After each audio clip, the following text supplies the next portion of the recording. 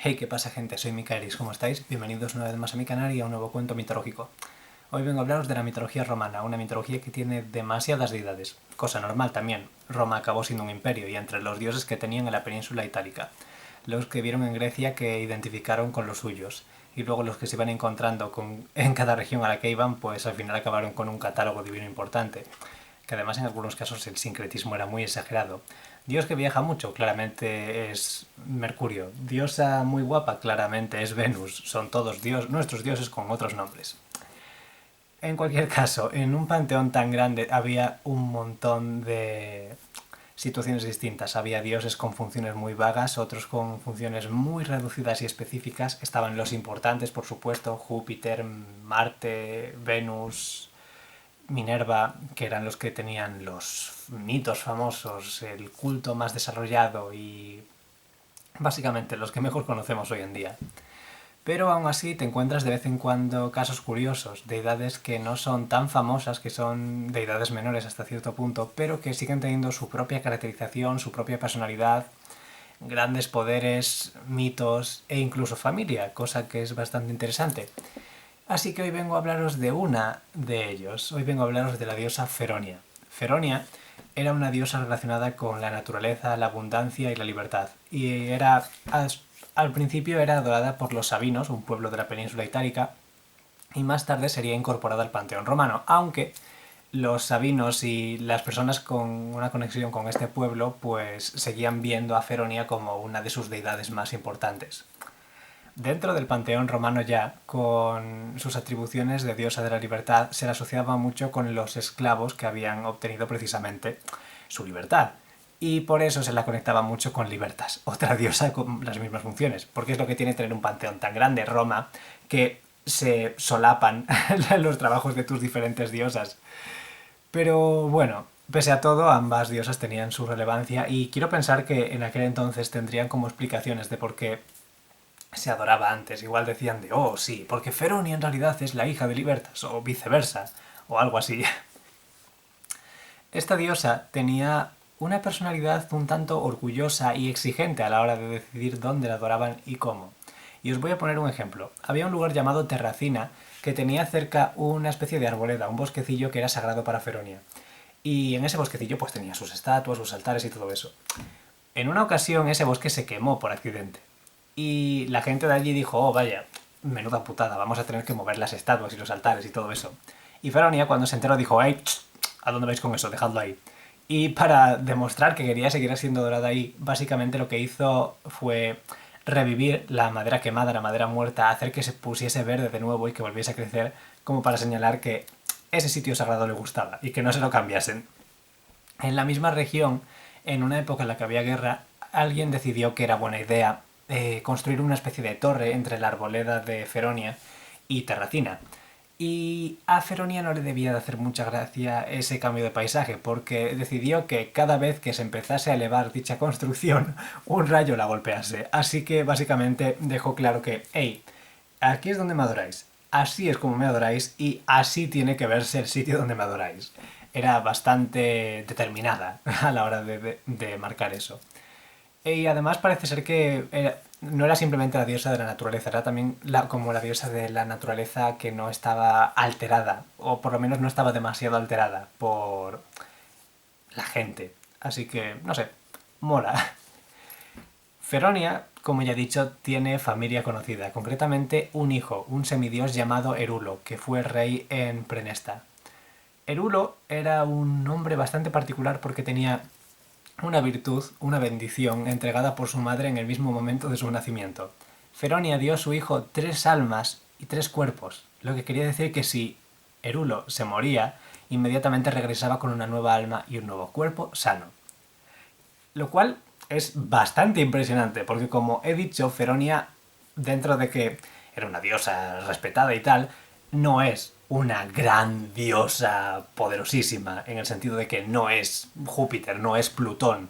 Y pese a todo, dio a su hijo una bendición que es muy poco común. Le dio 3 oportunidades de vivir. O sea, básicamente le dio un superpoder de videojuego, que es bastante impresionante.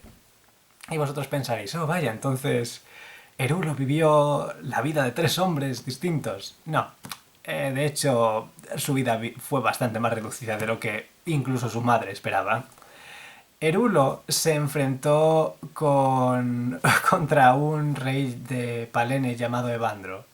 Evandro se enfrentó a él y consiguió matarle las 3 veces. Le mató una vez, Herulo volvió, le mató otra, Herulo volvió y le mató otra. Y cada vez que lo mataba, además le cortaba los brazos para asegurarse de que estaba muerto y bien muerto. Cosa que a Feronia seguramente no le hizo mucha gracia. Este rey Evandro, luego cuando se hizo mayor, cuando se volvió viejo, conocería a Eneas, el famoso héroe huido de Troya, que sería el ancestro de Rómulo y Remo, los fundadores de Roma, y Evandro ya era un anciano, no podía luchar ni apoyar a Eneas en su misión de encontrar el nuevo hogar de su gente. Pero le prestó a su hijo y sus ejércitos y le dijo, oh, si fuese más joven te ayudaría como cuando derroté a ese Herulo, jajajaja. Irónicamente, el hijo de Evandro moriría ayudando a Eneas y, aunque no lo dicen abiertamente en la Eneida, me haría mucha gracia pensar que de algún modo Feronia tuvo algo que ver, que igual Evandro estaba... O sea, perdón, que igual el hijo de Evandro estaba por ahí peleando y una planta de golpe creció en el suelo, le hizo tropezar y así fue como el enemigo que se lo cargó pudo hacerlo.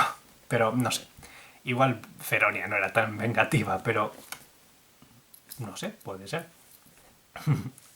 De todos modos, y esto es un dato interesante que quería dejar para el final, la historia de Herulo y sus 3 almas y sus 3 cuerpos es muy parecida a un personaje de la mitología griega que aparece en los mitos de Heracles, Gerión. Gerión era un hombre que tenía 3 cuerpos que estaban unidos entre sí, no eran independientes, parece ser que estaban de alguna forma conectados, y que se enfrentó a Heracles durante uno de sus trabajos. Gerión era hijo de Crisaor, que era un gigante hijo de Medusa y Poseidón, y de Calírroe, perdón, una ninfa, una ninfa del mar. Aunque no hay demasiadas conexiones a nivel familiar, sí que está en común ese rasgo, esa especie de una persona a la que tienes que matar 3 veces para derrotarla de verdad.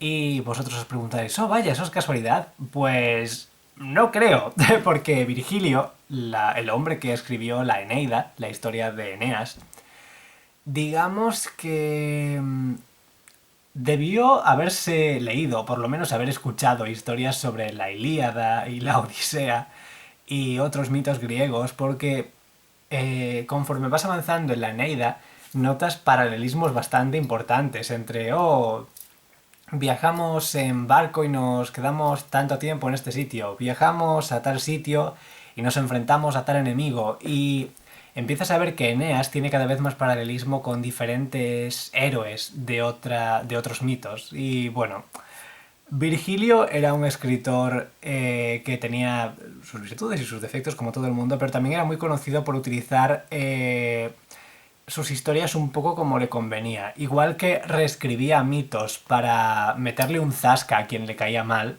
como el emperador, si estaba en un día malo, también podía alterar otro mito o crear uno nuevo para hacer hincapié en la idea que quería transmitir. Y en este caso la Eneida era precisamente para ensalzar las virtudes de Eneas, que era el ancestro de, bueno, en general de los romanos, pero más específicamente, según se decía, de Augusto, el primer emperador. Así que le convenía que Eneas tuviese los atributos de cuantos más héroes mejor. Pero bueno, esta era una curiosidad que quería mencionaros y no tiene nada que ver con Feronia. Y lo cierto es que eso es todo lo que os tenía que decir de Feronia. Es una diosa de la naturaleza, es una diosa poco conocida y es una diosa que, pese a ser poco conocida y ser una diosa más en el mar de divinidades que adoraban los romanos, tiene bastante personalidad propia en ese panteón y eso mola mucho. Y bueno, hasta aquí el vídeo. Espero que os haya gustado. Si es así podéis darle a like, podéis suscribiros si no lo estáis y comentar qué os ha parecido el vídeo, hay ideas que tengáis para otros que pueda hacer. Y nos vemos en el próximo. Chao.